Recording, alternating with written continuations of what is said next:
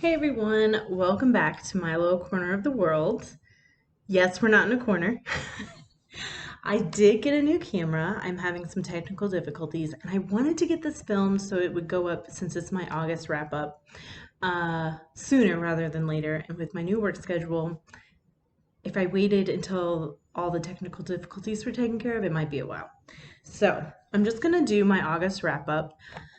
I read one, two, three, 5 books. And let's get started. So, the first one that I listened to was The Pull of the Stars by Emma Donoghue, and I don't have the physical book. I gave it a 3 stars. It is by the author that wrote Room, which the movie is phenomenal. I didn't actually read that book. It is about it's like it covers a few days in time in Ireland in during the 1918 flu pandemic. So it's crazy relatable. Some of the stuff that was in there, like the washing, and she went home on the tram, and it follows a nurse. Sorry, it follows a nurse. She went home on the tram, and people were coughing. And is it just the regular cough, or is it the flu? And I was like, oh wow, that's crazy. The narrator was really good because there were a lot. First, there was the Irish accent, and then there was a lot of female accents because it happens in a maternity ward over like the span of like a couple of days. They're stuck in there. Most of the women have the flu and are also pregnant. Some due to give birth, some not. And so the narrator was good at doing just a slight difference for each character, so it was much easier to know who was talking, which can be hard sometimes when there's a lot of characters. I do feel it dragged a little bit. It was good, but I think I put too much of a high expectation on it, and because it was hyped and I was like, oh, everybody's talking about it. I didn't love it. I gave it a 3. Solid 3. But it dragged a bit. So the descriptions of some of the stuff that happened were great. It was kind of like Call the Midwives, the show on the PBS, but yeah, I don't know. It just wasn't that great. Another one that I finished and I gave it a solid 3 to 3.5 is The Devil's Mile, The Rich, Gritty History of the Bowery by Alice Sparberg Alexiou. And it's a nonfiction, like short history of the Bowery. It's very easy to read. I would call this like beginner's nonfiction. It's basically just like um, lots of little histories of the Bowery and people that impacted and or created and or had some sort of significance with this place in New York. It's more of an overview, but it can inspire you to maybe find more that you want to deep dive into by looking in the bibliography.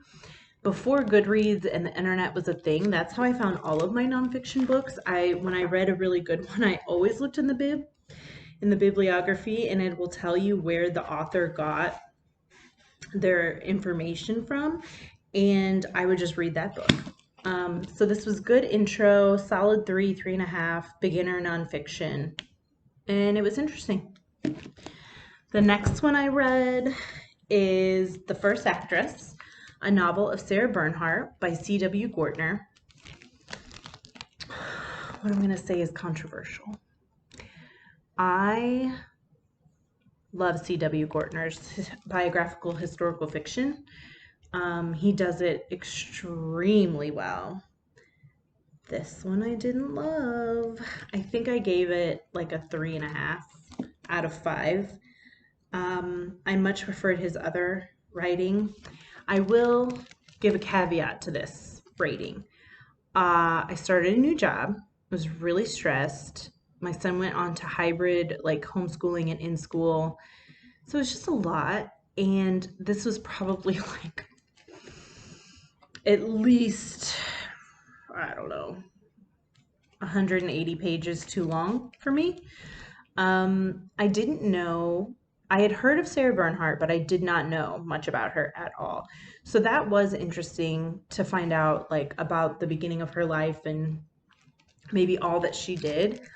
but it was during a time period that I didn't really know or care about. Um, yeah. So it was okay. It wasn't great. I like a lot of his other historical fiction better. One book I am still trying to get through is Titan. It is The Life of John D. Rockefeller Sr. by Ron Chernow. And by trying to get through, I mean I haven't really picked it up in a while because, again, it was just too heavy. If you can hear noises, my cat's over there playing with the rug, which he's not supposed to be playing with. Anyways, I'm going to hopefully pick this back up. It was just getting a little too dense and heavy. It's really good, and I like it as nonfiction, and it's very history book-ish. I just wasn't in the right headspace for it. Not the book's fault, more my fault. Now, let me get into my 5-star. I just listened to this and I finished it. It's called Daughter of the Reich by Louise Fein.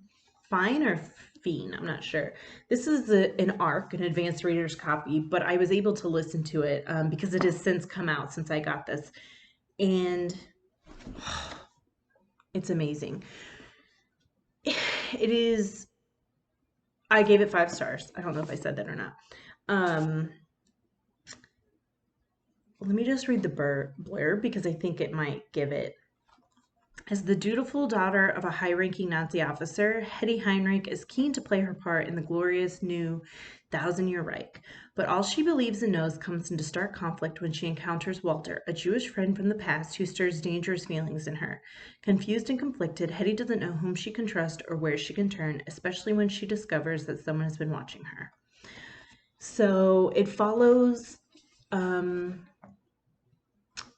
it's from the point of view of a German woman, which is rare in this type of historical fiction, World War II historical fiction.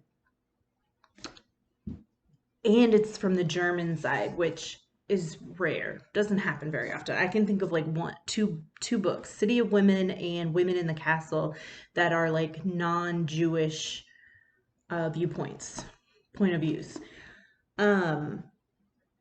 It's just really good. The narrator was really good. I will say that there's a lot of times that she's like thinking to herself or she's writing in a diary.